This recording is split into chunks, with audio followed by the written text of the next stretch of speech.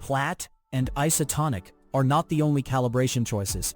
BetaCalibration can fix skewed probability scores that simple sigmoid calibration misses. You'll learn the shape of a workflow that calibrates skewed scores and reports how reliability improves. I'm Professor Pi, teaching AI foundations with simple Python. Imagine you ship a classifier that ranks risk and hands you probabilities. But those numbers are exaggerated. Folks tune thresholds and start chasing alerts. BetaCalibration is a small parametric fix that pulls those raw scores back towards sensible probabilities. Use it when Platt scaling feels too tight and isotonic starts to overfit your small calibration set. Put another way, picture a model that yells 90% for lots of cases, while only 20% are real positives. BetaCalibration softens that shouting into a smooth, probability-respecting curve. It models a beta-shaped transform on the odds, which gives you flexibility without a lot of variance. The upside is steady, low-parameter repairs. The downside is the usual one. You need a held-out calibration fold, or you'll overstate gains. We will build a tiny reproducible demo. It makes an overconfident score distribution, measures how bad the probabilities are, fits BetaCalibration on a slice, and shows metric and decision changes on holdout data. Quick note, this code is designed to teach the core idea clearly. Library versions and local setups can vary, so check the official docs if your setup behaves differently. To see the problem concretely, we first synthesize a realistic broken model distribution and labels. This snippet sets up a reproducible batch of overconfident classifier outputs, so we can see the calibration problem clearly. The skew between the synthetic raw scores and binary y-true mirrors a model that shouts high probabilities, even when positives are rare.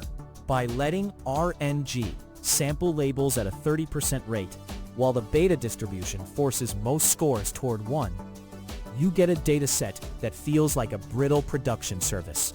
The printed numbers show how much higher the mean score is than the event rate, reminding you why any downstream threshold would be misleading. Now we need a simple, quantitative view of how badly the raw scores behave. This example quantifies just how far those scores drift by pairing the dataset with Brier score loss and calibration curve. Overconfident models silently hurt decision quality. So translating the distance between raw scores and y-true into loss and bin gaps makes the risk tangible. Calibration curve groups similar probabilities, and np.abs summarizes how the empirical frequency diverges, while the Brier term punishes large squared errors. The output reports both metrics, so you can see that high confidence is not buying accuracy. Before fixing anything, split data so the correction cannot peak at evaluation labels. This code trains BetaCalibration on a held-out slice, so we stop overfitting the correction to the very data we evaluate. Splitting raw scores and y-true with train test split creates a calibration fold, scorecal, ycal, and a holdout fold, score holdout, y holdout, that stays untouched until prediction time. Calling betacal.fit learns the parametric beta map, and betacal.predict pushes the holdout probabilities back toward the frequencies the model actually sees. The printed means show that calibrated scores relax toward plausible values, a first signal that downstream consumers will get steadier probabilities. Next, measure whether the beta map actually improves the probability estimates on the holdout. This snippet validates the calibration step by measuring payoff with the same metrics we used earlier. Brier's score loss on cal holdout confirms whether the squared errors shrink once BetaCalibration has its say. And another pass through calibration curve lets us recompute the average gap without rebinning manually. Taking the mean absolute deviations yields a quick and dirty expected calibration error, so you can compare raw and calibrated behavior in one place. The printed line shows both Brier and gap dropping, proving the beta fit is not just cosmetic. Finally, show what this repair means for a simple decision rule and common operational metrics. This example carries the calibrated scores into a decision rule, so you can see how probability repair affects downstream alerts. Turning score holdout and cal holdout into binary predictions with a 0.5 cut mimics an analyst who insists on a simple threshold. Precision score and recall score reveal that the raw model fires almost everything positive, whereas the beta calibration output trims false alarms without collapsing sensitivity.